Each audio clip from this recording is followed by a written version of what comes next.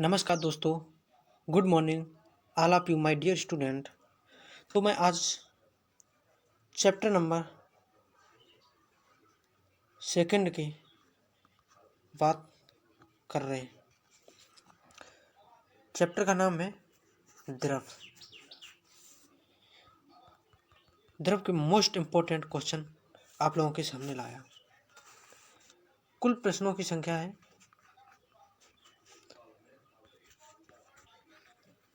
18।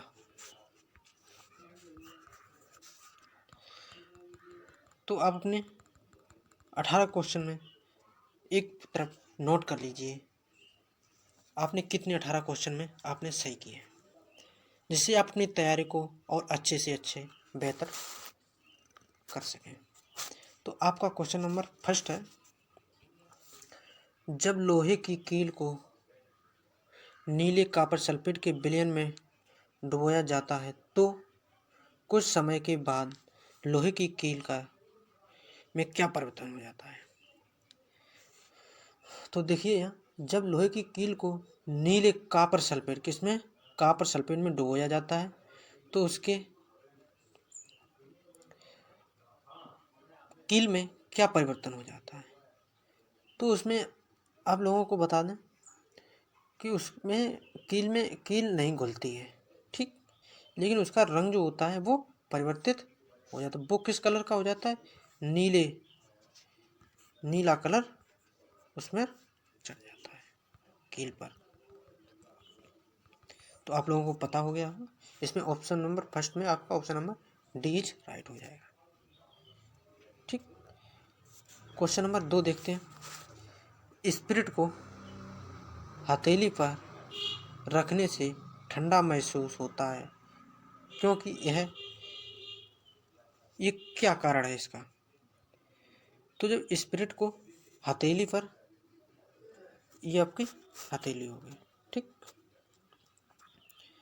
जब इस पर आप क्या करेंगे, स्पिरिट को रखेंगे। जब आप इसको स्पिरिट को रखते हैं, स्पिरिट मतलब सेंट होता है, तो हथेली पर ठंडा महसूस होता है। इसका क्या कारण है, ये क्यों होता है। क्योंकि जो स्पिरिट होता है वो क्या होता है, अत्यधिक वाष्पशील द्रव होता है। स्पिरिट जो होता है अत्यधिक बहुत ही वाष्पशील द्रव होता है, वाष्प बनकर वाष्प बना लेता है। तो यहाँ ऑप्शन नंबर 2 का सी सही हो जाएगा। अब क्वेश्चन नंबर 3 पर बात करते हैं। दूध से दही का बनना कैसा परिवर्तन है। तो आप लोगों को बताना है दूध से दही का बनना कैसा परिवर्तन है। ऑप्शन नंबर ए है भौतिक परिवर्तन है, बी है अम्लीय परिवर्तन, सी है क्षारीय परिवर्तन, डी है रासायनिक परिवर्तन। तो आप लोगों को बताना है इसमें आपका ऑप्शन नंबर कौन सा है। दूध से दही का बनना कैसा परिवर्तन है, ये रासायनिक परिवर्तन होता है। दूध से दही का बनना कैसा परिवर्तन होता है, ये रासायनिक क्रिया हो जाती है। तो इसमें आपका option number D is right हो जाएगा। देखिए रासायनिक परिवर्तन क्या क्या होते हैं, मोमबत्ती का जलना,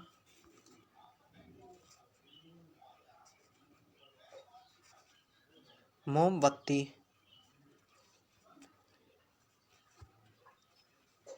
ठीक, मोमबत्ती का जलना, ये क्या है, ये रासायनिक परिवर्तन है, ठीक। मोमबत्ती का जलना हो गया, मैग्नीशियम के तार का जलना हो गया, दूध से दही का बनना और जंग का लगना, जंग का लगना।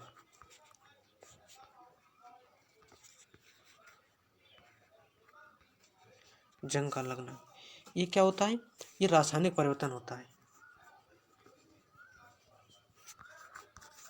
ये रासायनिक परिवर्तन होता है होने के कारण दूध से दही का बनना ये रासायनिक परिवर्तन होता है। ये आपका question number 30 is D right हो जाएगा। अब क्वेश्चन नंबर यहाँ पे 4 की बात करते हैं। ठोस अवस्था में अणुओं की गतिज ऊर्जा होती है। जो ठोस अवस्था होती है उसमें अणु, ठोस अवस्था क्या होती है, यहाँ आप ठोस अवस्था को समझते हैं। ठोस अवस्था किसे कहते हैं? ठोस अवस्था जो होती है उसमें क्या होता है, आकार तथा आयतन क्या होते हैं, दोनों निश्चित होते हैं। आकार तथा आयतन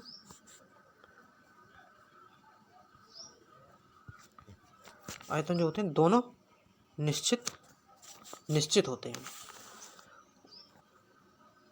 ये हमारा ठोस अवस्था हो गया। तो आपको बताइए इसमें आपका ऑप्शन नंबर कौन सा सही हो जाएगा।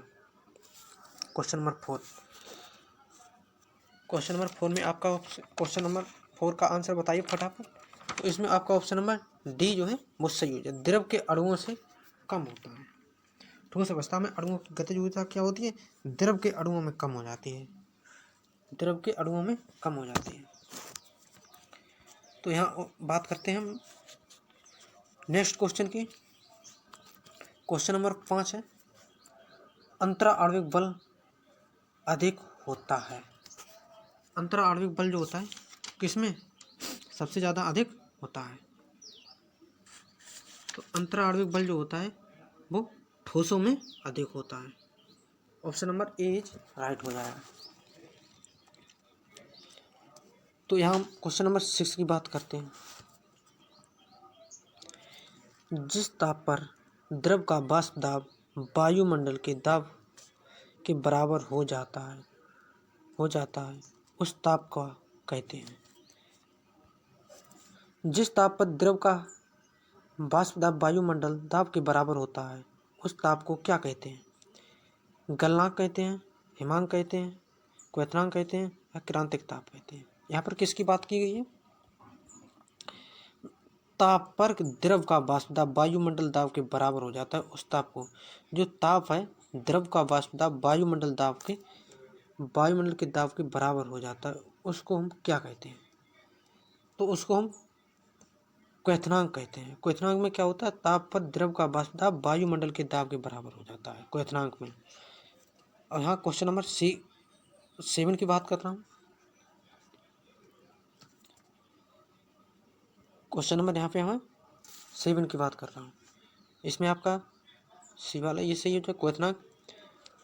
7 की बात करते हैं, किसी पदार्थ का ताप बढ़ाने पर उसके अणुओं की ऊर्जा में होगी। किसी पदार्थ का ताप बढ़ाने पर उसके अणुओं में ऊर्जा की क्या होती है? किसी वस्तु है, मान लो ये वस्तु है, कोई पदार्थ है, ये आपका पदार्थ है कोई, ठीक, ये पदार्थ हो गया। जब हम इसमें क्या करेंगे,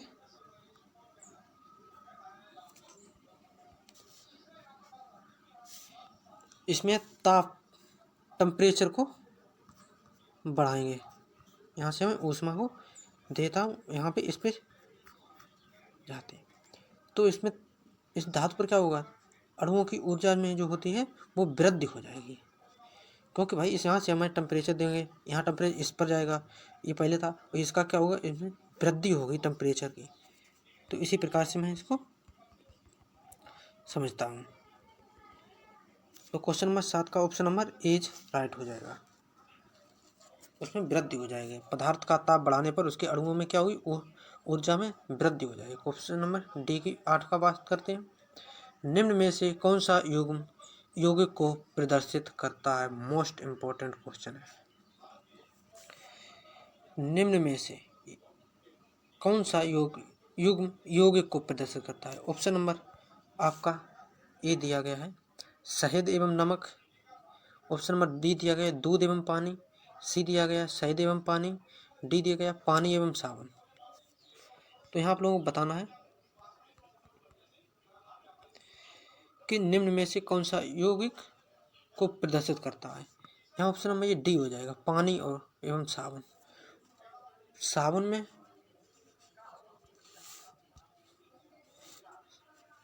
में क्या होता है, साबुन जो होता है पानी में अच्छी तरह से झाग देता है, तभी इसका 8वें का ऑप्शन नंबर आपका ये पानी एवं साबुन हो जाएगा। पानी और साबुन का अच्छा मेल होता है। ऑप्शन नंबर 9 की बात करते हैं। निम्नलिखित में से मिश्रण है। देखिए मिश्रण किसका यह मिश्रण है, ऑप्शन आपको मिला है। इस्पात दिया गया है, वायु दिया गया है, चाक दिया गया है, संगमरमर, धोने का सोडा, ग्लूकोज, तूतिया कॉपर सल्फेट, पीतल, दूध।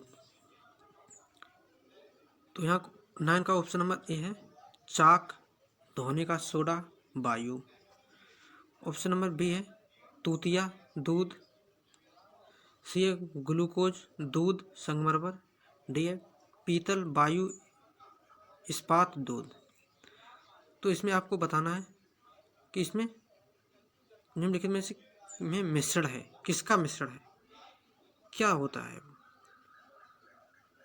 तो इसमें आपका पीतल जो होता है, पीतल, वायु, इस्पात, दूध। पीतल, दूध, वायु, इस्पात, ये मिश्रण होता है। ठीक,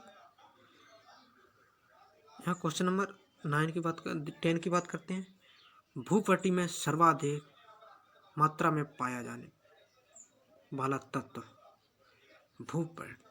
भूपट्टी यानी कि पृथ्वी पर सबसे अधिक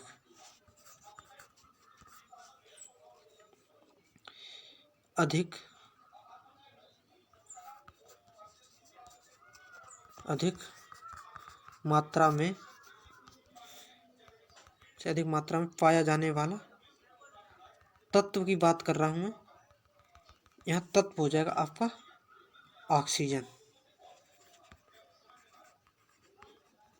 ऑक्सीजन जो होता है पृथ्वी पर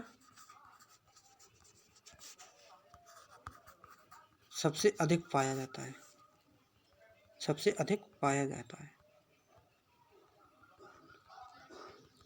और यहाँ पर मैं धातु की अगर बात करूं,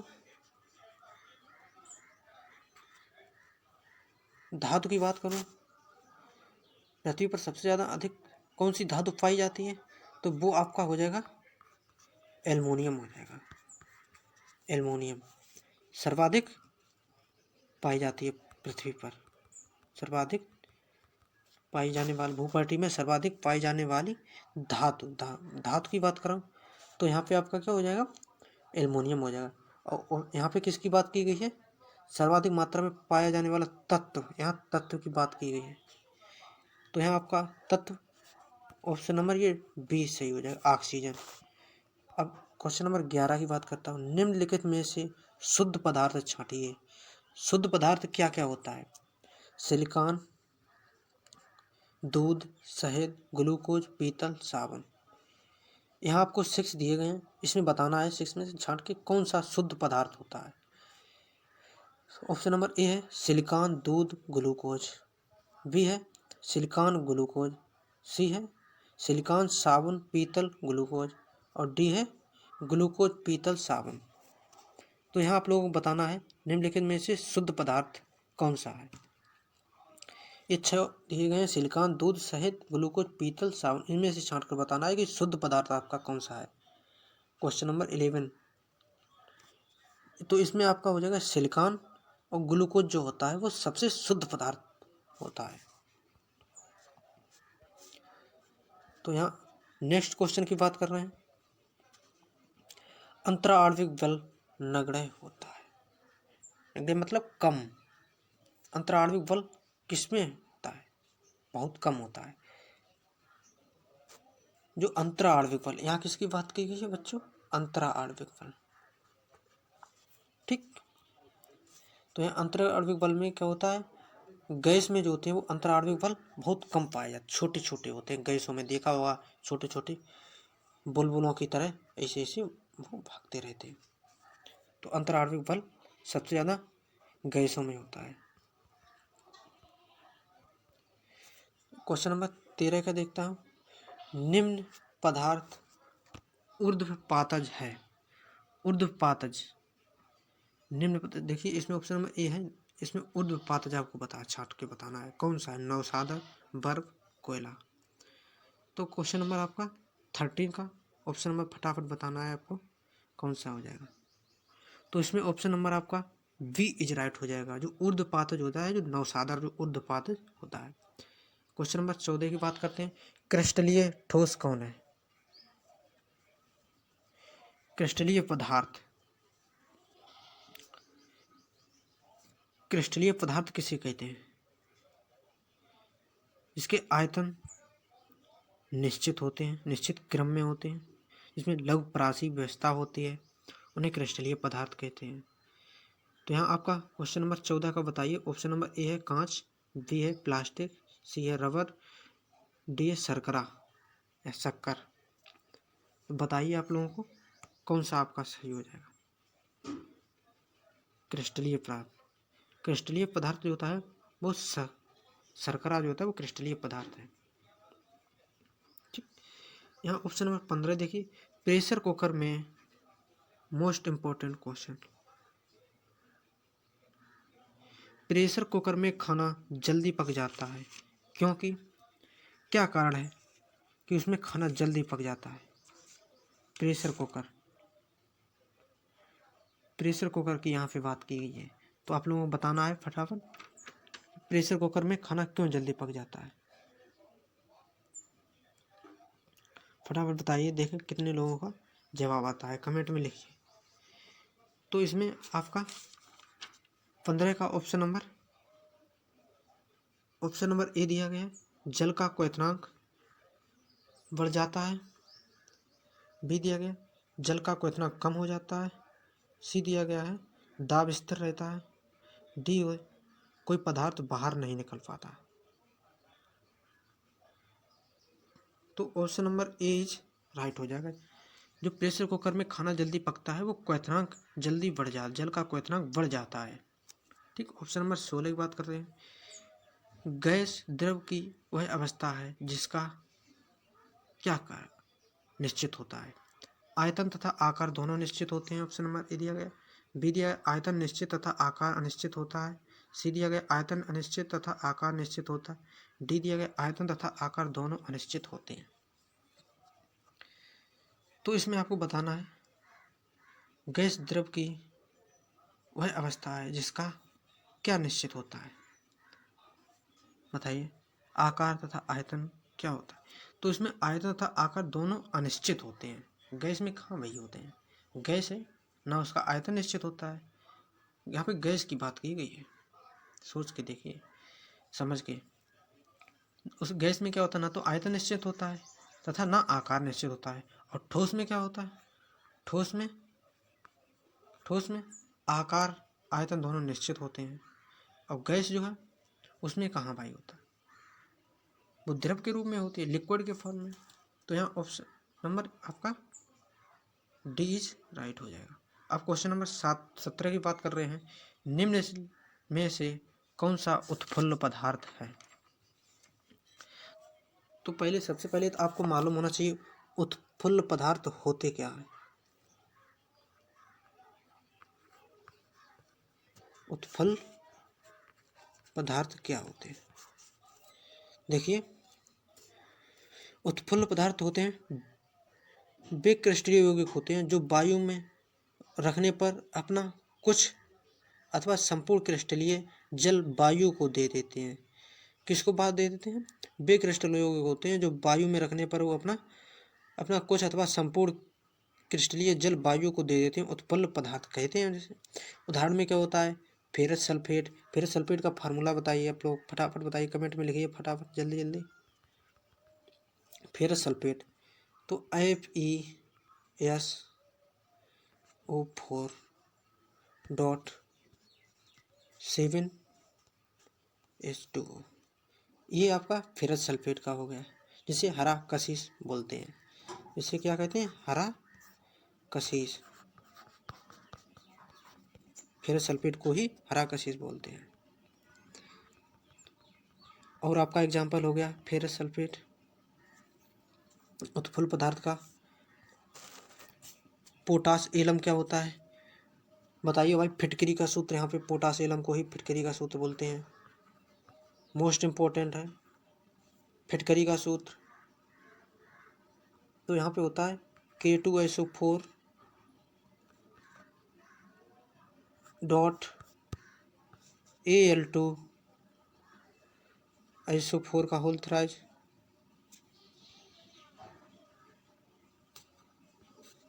डॉट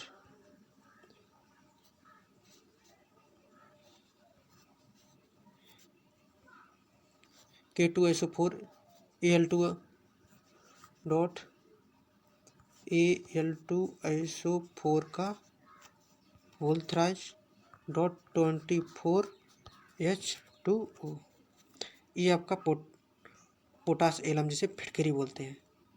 मोस्ट इम्पोर्टेंट ये केमिस्ट्री का सूत्र हर बच्चे को मालूम होना चाहिए। तो इसमें आपका ऑप्शन नंबर 17 का हो जाएगा ऑप्शन नंबर बी, Na2CO3.2H2O। तो ये आपका किसका होता है? ये बताइए। Na2, फटाफट बताइए, ये किसका फार्मूला होता है? Na2CO3.2H2O, ये किसका होता है? तो ये आपको मालूम है, ये धावन सोडा का होता है। धावन सोडा का ये सूत्र होता है Na2CO3.2H2O। ठीक। क्वेश्चन नंबर 18 देखिए। बिना गर्म किए किसी ताप पर किसी द्रव की सतह के अणुओं के धीरे धीरे वायु में मिलने की क्रिया को कहते हैं। बिना गर्म किए किसी ताप पर किसी द्रव की सतह से अणुओं को धीरे धीरे वायु में मिलने की क्रिया को क्या कहते हैं? तो इसमें ऑप्शन नंबर आपका 18 का क्या हो जाएगा? फटाफट बताइए। ऑप्शन नंबर ए है क्वथनांक, निर्वात आसवन, बाष्पन। बिना गर्म किए कोई वस्तु है, उसको बिना गर्म किए ताप पर किसी द्रव की सतह के अणुओं को धीरे धीरे वायु में मिलने की क्रिया को क्या कहते हैं? तो इसको 18वां का ऑप्शन नंबर सी, बाष्पन कहते हैं। बिना गर्म किए किसी ताप पर किसी द्रव की सतह के अणुओं के धीरे धीरे वायु में मिलने की क्रिया को कहते हैं बाष्पन। तो इसमें आपका ये हो जाएगा। आई होप, आशा करते हैं कि आप लोगों को समझ में आया हो तो आप हमारे चैनल को सब्सक्राइब और लाइक तो आपका बनता ही है। ठीक है, चलिए नमस्कार दोस्तों। अगली नेक्स्ट वीडियो में फिर बात कर